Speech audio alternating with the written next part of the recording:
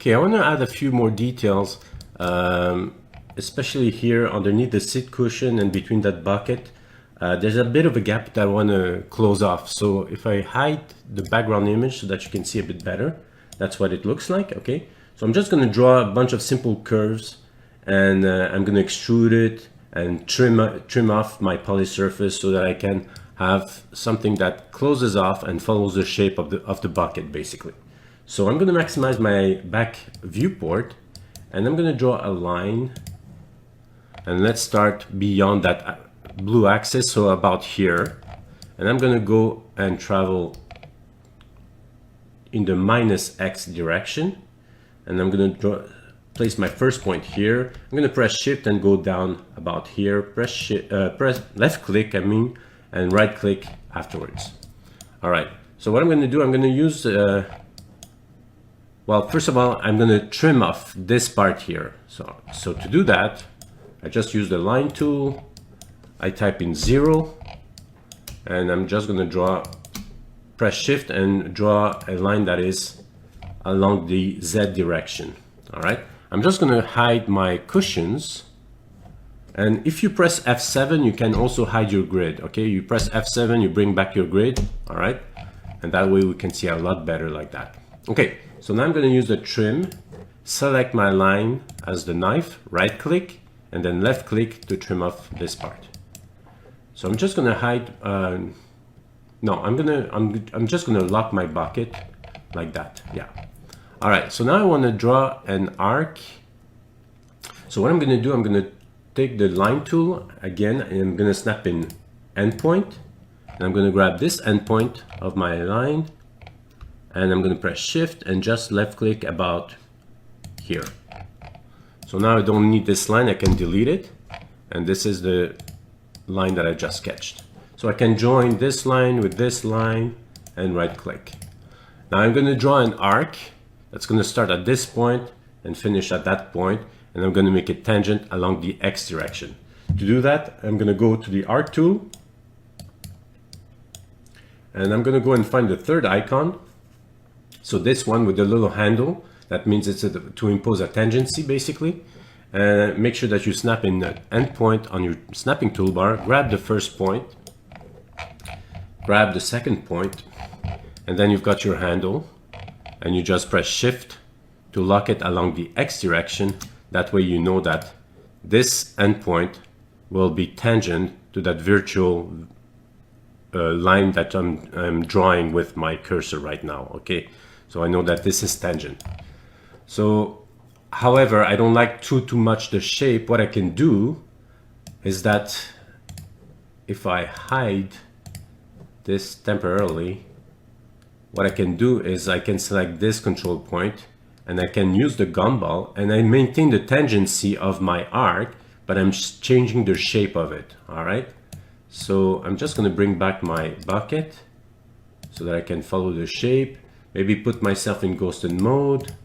So there's my control point, here it is, and I just push it towards the left. So I'm changing the shape of my arc, but I maintain a tangency because I'm always lined up with this endpoint, and that means I'm remaining tangent to the x-axis. All right, so I just move it about like this. So let's say that's okay, and I'm just going to click on join, select this curve, that curve, and I should have a closed curve. However, I'm going to mirror this. So what I'm going to do, I'm going to get rid of this line here. So I'm going to click on split in a point in the command line. I click on point. I'm going to select my closed curve, and because I've got a closed curve, you need to split in 2 points. So first point and second point, and right click. And again, I'm just going to get rid of that line here. So now that I've done that, I'm just going to mirror this. So to mirror a NURBS curve or a spline, I'm going to right click on the move icon, and I'm going to go and find the mirror function, and make sure in the command line it says copy equals yes, which is the case here. And I'm just going to snap to that endpoint, press shift to define the axis, the Z axis. So I'm going upwards, and left click, and you've created a copy like that. So now I can select this curve, join it with the other curve, And again, I invite you to look at the command line, whatever functions that you execute, watch what happens.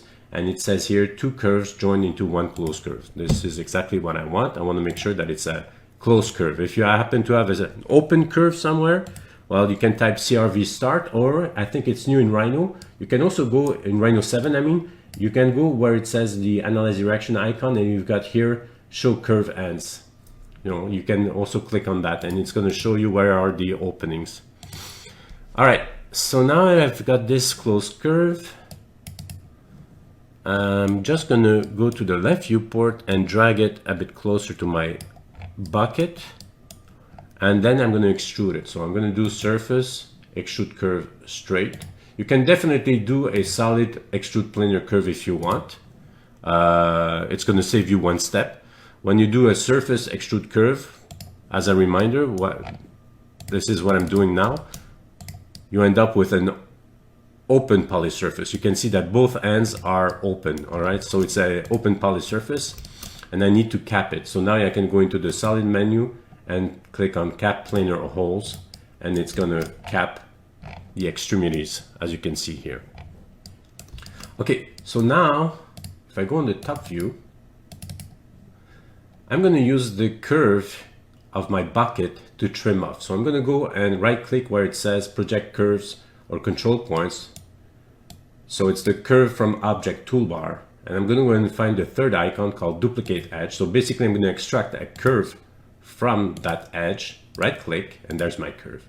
So now I can click on trim. I'm going to select my curve, enter, and I'm going to click on the part that I want to get rid of. And there you have it. So this is done for this part, and I need to do the same here. So what I'm going to do, it's very simple actually. I'm going to click on project on my snapping toolbar because I want to project it along the YZ plane. I'm going to click in near, and let's say that I want to cut about, let's say this line here. I'm going to snap in near, and I've got project here, and I'm going to click on the line tool, and let's say this line and that line, for example. So it's hard to see, but there it is. All right. So I select that line that I just created. I'm going to click on trim, and I'm going to trim off this part here. So now I don't need this curve that I created initially. So I'm just going to delete it, or you can hide it if you want into a layer. And that's it. Maybe this curve also, I'm going to delete it. So now if I select this surface, or poly surface, I should say, that's what it looks like. I'm just going to invert my selections. Let's see if it, well, the other layers are locked, so I cannot select them. So I'm just going to hide them like that. So that's what I end up with. Okay. So now this is not, yeah, this one, because I use a straight line, so that means it's planar. It should be planar. So what I can do, I go in my surface creation toolbar, and I can use surface from planar curves. And I'm going to select this edge, this edge, this edge, and that edge, and right click, and there you have it. That one was planar because I use a straight line to trim off this part, so I could use that function. So now I can join this and that together. That's good. And then for this one, so what happens is that it's not flat. All right, it's not planar. You can clearly see that it's curved. So what I could do is sweep it. All right. So if I do surface, sweep to rails, and I select this edge, and then I want to select this edge, watch what happens. It stops here. Why? Because when I mirrored it, this is my seam line, I guess. Yeah, this is a seam line. So if I explode this, I have one surface here and one surface here, whereas I have here one surface, one big surface. So we've got two surfaces here, so I've got two edges, whereas the upper one is only one surface and I've got one big edge. So I'm going to click undo, and I'm going to go back to my joined poly surface like that. And you can still do the surface sweep to rails, but there's a little option that you need to click. So I'm going to do surface sweep to rails. So it says select the first rail. So I'm going to select, yeah, let's try this. I'm going to select this one, and then it says select the second rail. So if I click like I did previously, it's only going to stop at the midpoint here.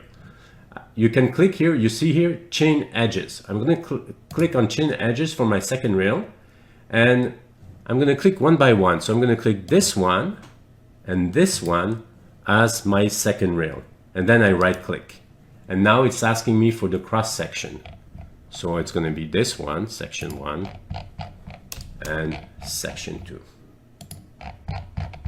And I just right click, and there you have it. So obviously I'm going to maintain a position at A and B, and I'm going to click OK.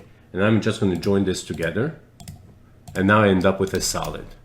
So in the properties, closed solid poly surface. You can always round it off if you want. Let's try that. So fillet edge, this, obviously. You want to make the edges the fillets very small, because you're going to be stuck with the size of this fillet being very small. As you can see here, the thickness is very thin, so you cannot have the luxury of creating big fillets. Or you can do variable radius fillets, maybe you can try that. But when you do filleting, it's dependent on the smallest thicknesses, and you're limited in the size of your fillet in that case. All right, so obviously the 1-inch fillet, it's way too big, as you can see here. So I'm going to click on set all. I'm going to type 0.01. Let's see what it does with 0.01. Very small amount. Maybe I can click on set all and try with 0.015. Right click. That's a bit big. That looks too big. So I'm going to click on 0.012. So 0.012. Let's try that, and click on preview equals yes. And there you have it. And I'm just going to right click again, and there you have it. So you should have, after the filleting, a closed solid. Okay, so this is a quick and dirty way of doing that little seat pan support, a flat surface to rest the cushion on. So I'm just going to bring back my other surfaces, my seat cushions mainly, and I'm just going to modify it slightly. So I'm going to unlock the padlock in the layers tab, and I'm just going to reposition maybe my seat pan, my seat cushion slightly, just so you can see. Yeah, there you go. It's nice and flat. So make sure your gumball, if it's not oriented properly, don't hesitate to left click on the white handle of your gumball, and you've got align to C plane, or try align to world as well, and it should align with your axis of the world coordinate system, the WCS. So there you have it. All right, so I've got my seat cushion, looks about good, and all the tweaking and all that stuff, the refinements, you're going to do this later. Okay, don't focus too much on the detailing. Try to get the big picture first done, and then once you have completed with all the armrest, the armrest support, later on you can start adding more and more details. The tweaking and all that stuff, I'm going to keep that for much later. I want to make some progress with the work. I want to move forward, so I'm just going to leave it at that for now, and in my spare time I'm going to add more and more little details here and there. So I'm just going to mirror the armrest support on the other side along with its bumper, and there you have it. So I did a mirror like this, and copy equals yes, and typed in 0 along the Y direction, and there you have it. So this is what it looks like so far. It's not bad, and again, like I said, I'm going to add some more maybe stitches and stuff like that later on, but let's carry on with the next phase. Okay, so I'll see you for the next chapter. Thank you.